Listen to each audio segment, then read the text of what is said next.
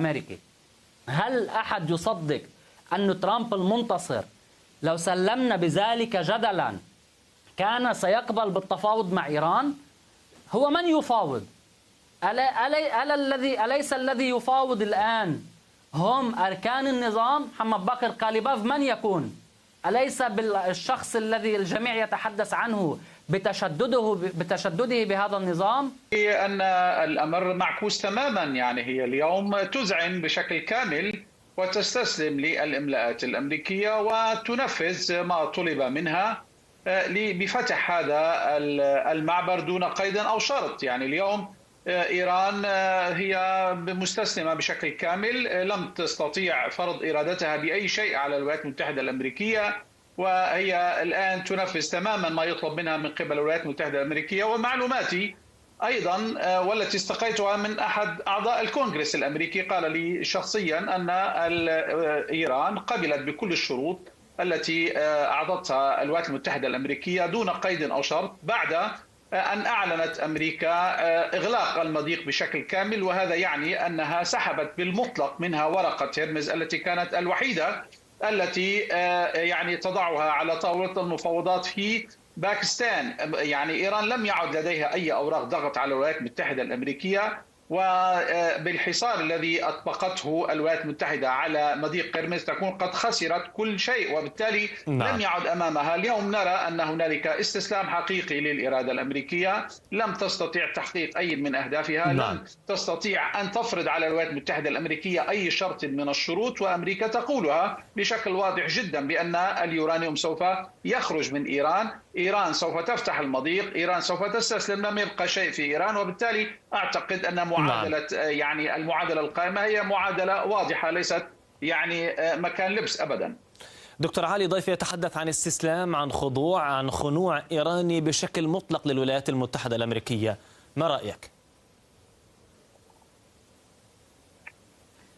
تحية لك وللمشاهدين. يبدو أن ضيفك يكرر سرديات دونالد ترامب، يعني هو يحفظ ما يقوله دونالد ترامب على تويتر ويعيد تكراره، لم يأتي بجديد، لكنه ربما لا يقرأ في الداخل الأمريكي كيف تتحدث النخب الأمريكية وماذا تنشر الصحف الأمريكية وما ينشر من دراسات وما هو جو الشعب الأمريكي أيضا. هذا بحاجة تدقيق من قبله من أجل الموضوعية والواقعية بطبيعة الحال، لأنه أولا عندما تريد أن تتحدث كباحث عليك أن تحاكم الأهداف. في أي حرب هناك أهداف. ما هي أهداف دونالد ترامب الذي خرج 99 مرة ليقول دمرنا إيران؟ هذا أهدافه أولا إسقاط النظام. هل سقط هذا النظام؟ هذا النظام خرج قويا، ولولا ذلك لما اضطر دونالد ترامب في نهاية المطاف أن يفاوض. يعني لو حقق ترامب نصرا كما ادعى في الأسبوع الأول أنه يريد نصرا حاسما، لما اضطر الذهاب في نهاية المطاف إلى مفاوضة إيران من أجل فتح مضيق هرمز. ثانيا المسألة الأخرى مسألة وقف إطلاق النار في لبنان. يعني في نهاية المطاف التزم الأمريكيون وألزموا الإسرائيليين في مسألة وقف إطلاق النار في لبنان. مسألة لماذا إذا فتح الإيراني يعني ما هو مضيق هذا هرمز؟ الحصار؟ يعني هل من المعقول أن الإنسان يطلق على نفسه رصاصة؟ يعني هو يحاصر ماذا؟ هو يغلق ماذا؟ ما المضيق كان مفتوحا قبل الحرب وأغلق نتيجة الحرب، ومن ثم أتى ليقول أننا فرضنا حصار على ماذا؟ فرض حصار على دكتور علي هل تسمعني؟ فإذا الواقعية لا تقول أن ترامب حقق أهداف ولا إيران مستسلمة. بالعكس، لو إيران مستسلمة لاضطرت أن تقبل بالشروط الأمريكية في الجولة الأولى من المفاوضات وانتهت المهمة. الآن ذهب يبدو بأن ضيفي الدكتور علي لا يسمعني مجددا إلى إيران من أجل إعادة. دكتور علي هل تسمعني؟ نعم لا أسمعك، تفضل. تسمعني دكتور علي لو سمحت. أنت تقول بأن إيران ودونالد ترامب يكرر سردية منذ بداية الحرب إلى وسطها إلى نهايتها. إذا كانت إيران قوية، إيران مسيطرة على الوضع، تتحكم في كل الأمور وفي كل الأوراق، لماذا فتحت المضيق إذن؟ أليس تحت الضغط الأمريكي كما يقول الأمريكي؟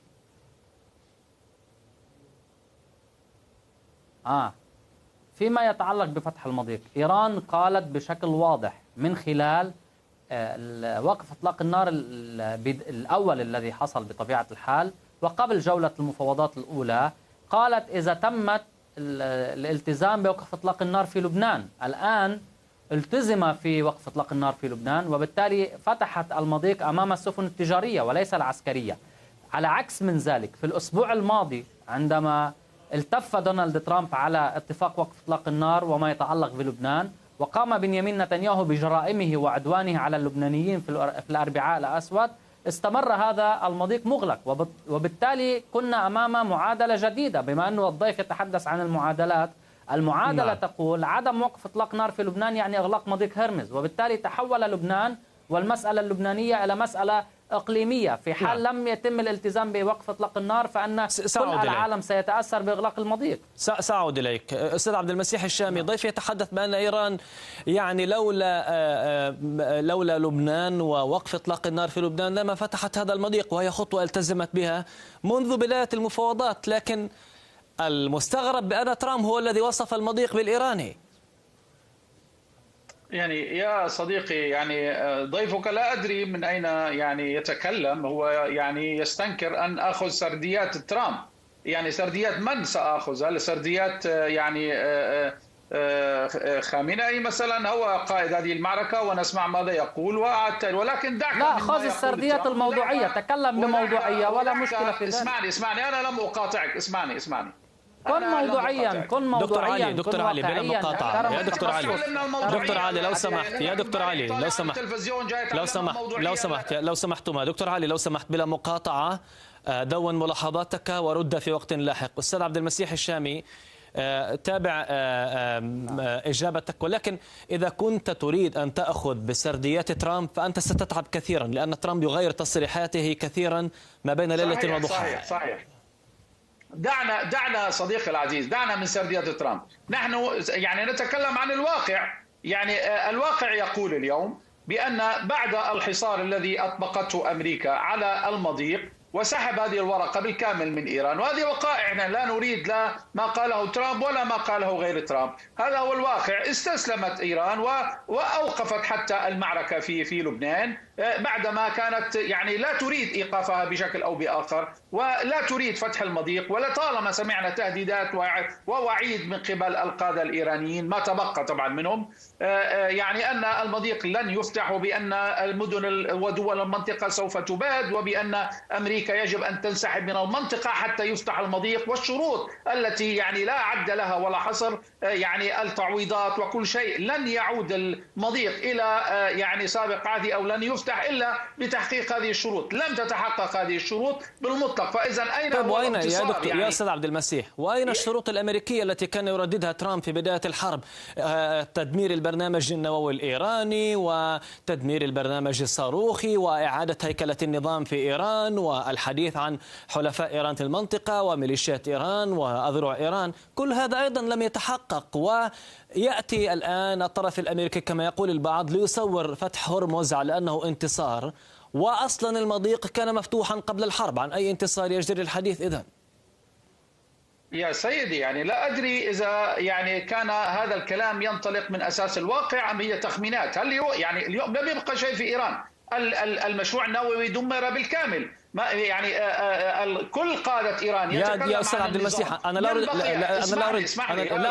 لا أريد أن أقاطعك، لكن أنت تقول بأن المشروع النووي دمر بالكامل، والمفاوضات تتحدث الآن عن التخصيب ونقل اليورانيوم المخصب وموضوع بناء المنشآت النووية فوق الأرض. يا أستاذ عبد المسيح تفضل. يا أستاذ، أولا على صعيد نأخذها يعني قطعة على صعيد النظام. لم يبقى أحد من أركان النظام على مستوى الصف الأول والثاني والثالث، على مستوى يعني القيادات الدينية والسياسية والأمنية والعسكرية، على مستوى العسكرة يعني كل القوة الجوية دمرت، القوة البحرية دمرت، لم يبقى أيضا شيء حتى من القوة الصاروخية. اليوم تراجعت 90% إلى يعني من قوتها، إضافة أن يعني الكلام عن نقل اليورانيوم المخصب. هذا لا يعني أن المفاعل النووي الذي كان يخصب ما زال موجود، يعني دمرت كل البنية التحتية في إيران، ليس فقط النووية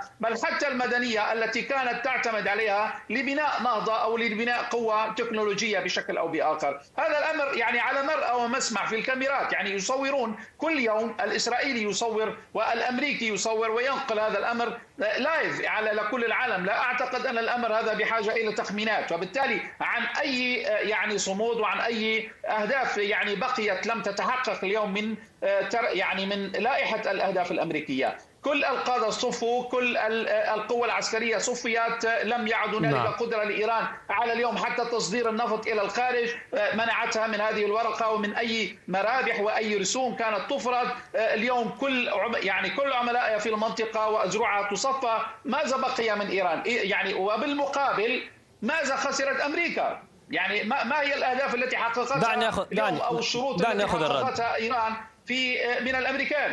دكتور علي مطر، أليس ضيفي محقا فيما يقول أين القوة البحرية الإيرانية وأين القوة الصاروخية الإيرانية وأين ما كان يتحدث عنه الإيرانيون عن البرنامج النووي والتخصيب العالي؟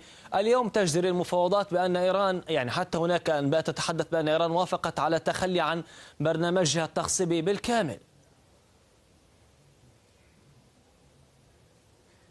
بما أنه ضيفك يعيش في برلين، يمكنه أن يقرأ الصحف الألمانية وأن يسأل المستشار الألماني وأن يستذكر تصريحات رئيس الفرنسي ورئيس الوزراء البريطاني حول مسألة مضيق هرمز وحول مسألة عدم الدخول بحرب مع إيران، وكل التصريحات التي حصلت ما بين ترامب وبين الدول الأوروبية ووصفها بالجبانة وأنها نمر من ورق للأطلسي لأنه لم يدخل في هذه المعركة من أجل فتح المضيق. لو كانت إيران ضعيفة لما اضطر ترامب أن يذهب إلى كل الدول الأوروبية ليطلب منها أن تتدخل معه من أجل فتح المضيق. لا أتى بنفسه عسكريا وفتح المضيق، لما لم يأتي بقواته العسكرية وبوارجه الحربية وحاملات الطائرات لفتح المضيق؟ هذا السؤال علينا أن نسمع إجابته. أولا السؤال الثاني، اسمع أنا سكت لك، سأعود لك يا أستاذ عبد المسيح، لك احترمناك أنت وعم تحكي يا زلمة، زبطت لك مليون مغالطة. يا دكتور علي المسألة أول شيء لا دكتور علي لو سمحتما يا أستاذ عبد المسيح، يا أستاذ عبد المسيح لو سمحتما، يا أستاذ عبد المسيح، يا أستاذ عبد المسيح، يا أستاذ عبد المسيح، لا لو سمحتما يا أستاذ عبد المسيح، يا أستاذ عبد المسيح والدكتور علي لو سمحتما لنبتعد عن هذه اللغة. هذا كيف بدك تكمل الحوار معه؟ هذا إنسان فيك تتحاور معه. يا دكتور علي لو سمحت استمع إلي. هيدي اللغة السياسية. استمع إلي. هاي اللغة السياسية. أنا كيف بدي أحكي معه؟ كيف بدي أتحاور معه؟ يا دكتور علي، أنا بقول له تعال نتحاور موضوعيا وواقعيا، تعجب المؤشرات، تعجب الصحف الأمريكية. يا دكتور علي مطر استمع إلي، أنا أتحاور معك الآن مقدم البرنامج. لو سمحت نعيط، يعني طالع عم بعيط ويشتم، يعني هلا هو بيعرف. استمع إلي يا دكتور علي، استمع إلي يا دكتور علي، استمع إلي. أستاذ محمد، لو سمحتما أنتما الاثنان ابتعدا عن هذه اللغة في الحوار. هذا البرنامج ليس للشخصنة وليس للسباب وليس للشتائم، هنا الحوار بالأفكار. دكتور علي سألتك سؤالا مباشرا. يا أستاذ محمد ما عم نشتم، أنا ما شتمت. طيب يا دكتور علي لنبتعد عن الشخصنة، وأيضا لك يا أستاذ عبد المسيح، وأيضا للأستاذ عبد المسيح لنبتعد عن الشخصنة. سألتك سؤالا مباشرا يا دكتور علي، الآن موضوع بأن إيران قالت لن نتخلى عن برنامجنا التخصيبي، المفاوضات تتحدث بأن إيران قبلت بذلك بحسب التسريبات الجارية. أستاذ محمد، نحن بلشنا خلينا حكينا عن الدول الأوروبية وحكينا عن مضيق هرمز. هذه نقطة موضوعية كل العالم حكيت فيها، يعني تصريحات الرئيس ماكرون موجودة، تصريحات رئيس الوزراء البريطاني الحليف التاريخي للولايات المتحدة الأمريكيه موجود. هذه نقطة انتهينا منها. مسألة النووي يا صديقي، موضوع هرمز هذا محور انتهى. لو سمحت يا دكتور علي، لن أبقى كل الحلقة في موضوع مضيق هرمز. الآن يا عزيزي الشروط التي وضعتها الولايات المتحدة الأمريكية لعقد اتفاق، هل أذعنت إيران؟ أولا تفضل. مسألة النووي، إيران كل الحرب حصلت حول مسألة النووي، صح؟ وكان مضيق هرمز ورقة، فلندع مضيق هرمز، لكن مسألة النووي حتى الآن لما يفاوض الأمريكي؟ لو استطاع الأمريكي أن يدخل إلى إيران بريا وأن يسحب اليورانيوم المخصب لفعل ذلك. هذه أولا. المسألة الثانية، عندما يفاوض الأمريكي إيران بكل تاريخها من 2002، ويمكن الرجوع إلى كل التصريحات الإيرانية وإلى فتوى السيد الإمام علي الخامنئي الذي حرم فيها إقامة أو اختراع أو صناعة قنبلة نووية.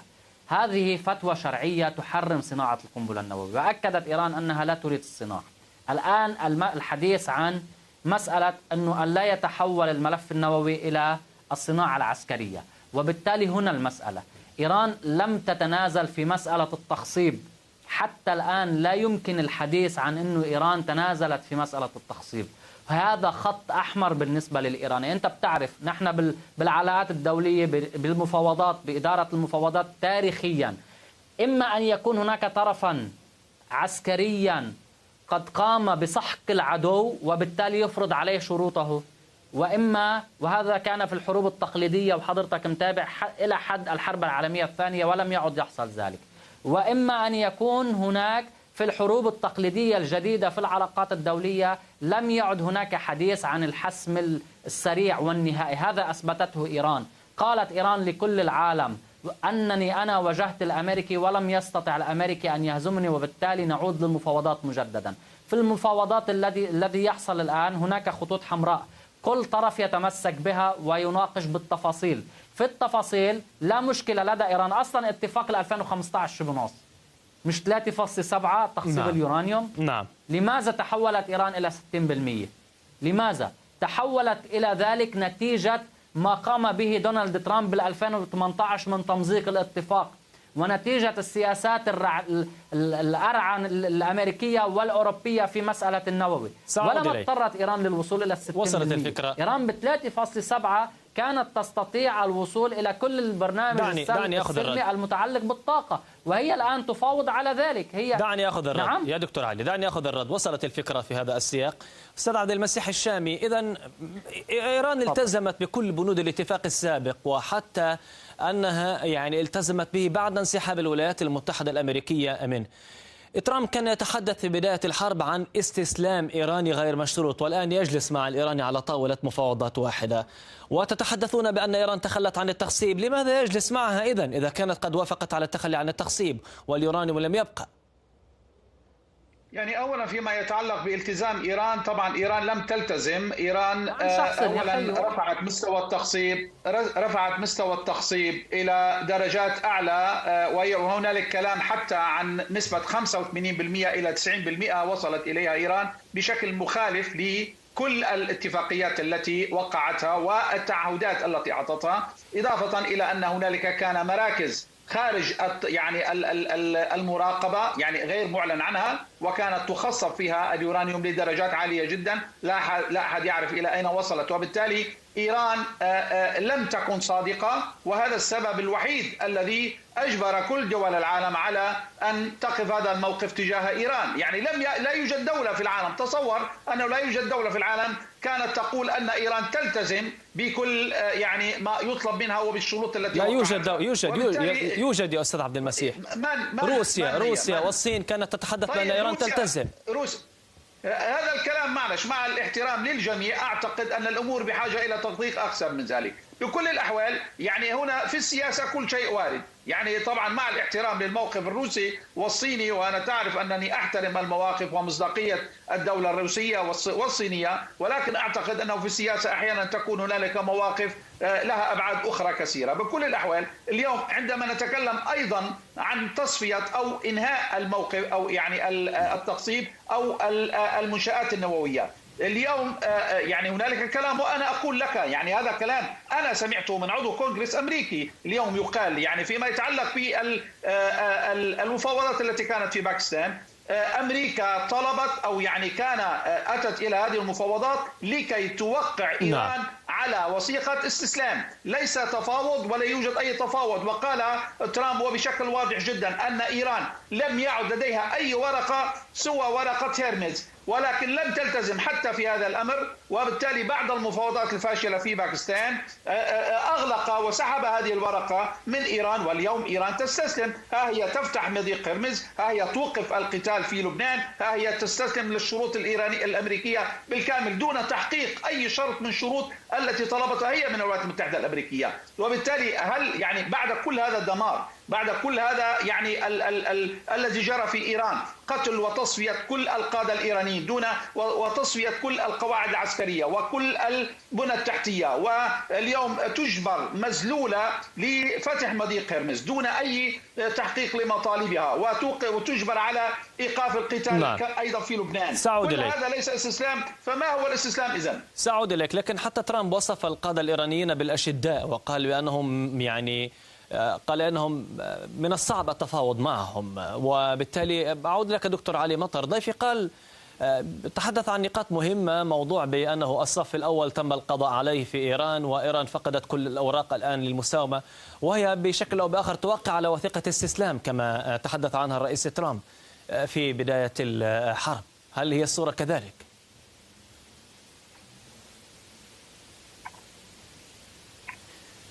طب إذا على ماذا نفاوض؟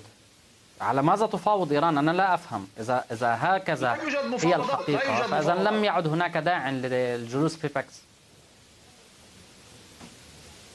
هلا بدي يعني يا أستاذ عبد المسيح، هو عم بيقاطعني لا أعرف، يعني أنا صرت محترم بلا مقاطعة لو سمحت يا أستاذ عبد المسيح، بلا مقاطعة. تفضل دكتور علي. الأمريكي يذهب إلى تفاوض، هناك رسائل تحصل من خلال الباكستانيين ما بين الإيراني وما بين الأمريكي. وأنا أؤكد لك بحسب كل المعلومات أنه ما حصل في مسألة وقف إطلاق النار هو أن إيران ضغطت للعودة إلى طاولة المفاوضات في باكستان من خلال وقف إطلاق نار في لبنان. لو لم يحصل ذلك لما تم العودة إلى طاولة المفاوضات. هذه النقطة الأولى. النقطة الثانية، استشهد الإمام علي الخامنائي، وهو بالنسبة لإيران هو يعتبر أن هذه الشهادة هي خاتمة لعمره الشريف 86-87 سنة. وبالتالي الآن إيران هناك قيادة جديدة فيها، انتخبت هذه القيادة، سقط شهيدا أحد الأشخاص لكن هناك قائد جديد. الأهم أن النظام موجود. الأمر الثاني الأهم أن الشعب الإيراني بأكمله هو مع إيران الآن. المعارضون الإيرانيون الذين كانوا في الخارج، ويمكن البحث في ذلك، تركوا مناطق ودول يعيشون بها في الخارج وعادوا إلى إيران خلال الحرب للوقوف مع الدولة الإيرانية. هذا ماذا يبين؟ يبين أن إيران بالرغم من أنها ضحت إلا أنها لا تزال قائمة. إيران من تقاتل؟ إيران تقاتل أمريكا وإسرائيل. من تجرأ؟ لقد دخلت إسرائيل واجتاحت كل الجنوب السوري، ولم يتجرأ واحد بالسلطة السورية الجديدة أن يرفع رأسه ليقول لإسرائيل قفي أو انسحبي من أرضنا أو يصدر بيان استنكار لذلك. إيران ولبنان قاتل إسرائيل.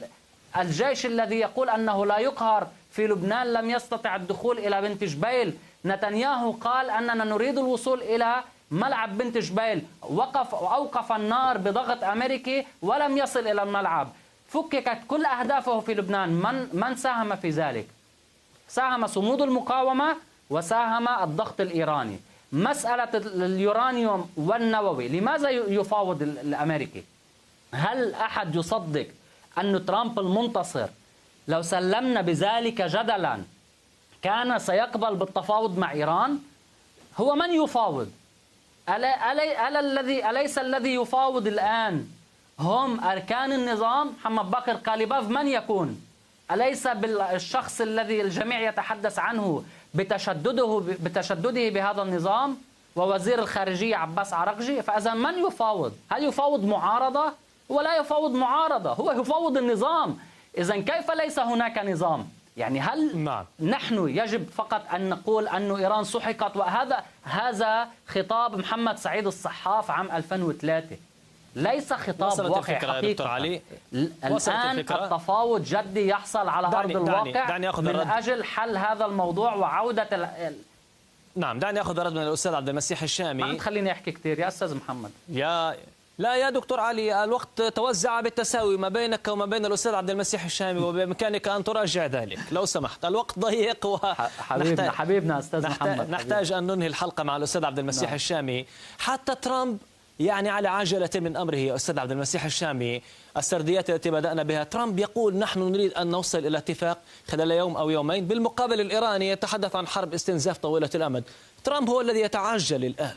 بدقيقة لو سمحت الإجابة. يا سيدي أولا فيما يتعلق بموضوع أن هنالك المفاوضات، لا يوجد أي مفاوضات. يعني الأمريكي وحتى فانس قالها بشكل واضح جدا، نحن أتينا لكي يستسلم الإيراني. في البداية رفض، ولكن يبدو أنها وافق الآن. أما قضية اليوم أن جب لنا التصريح إذا موجود طلع التصريح يا سيد عبد الشامي، طلع التصريح فرجينا اياه. ما في شيء اسمه استسلام. دكتور علي انت فرجيني التصريح. دكتور علي بلا مقاطعه. دكتور علي بلا مقاطعه. استاذ عبد المسيح ب 30 ثانيه. استاذ عبد المسيح ب 30 ثانيه لخص. يا سيدي اولا امريكا ليست على عجله من امرها. امريكا سوف نعم يبدو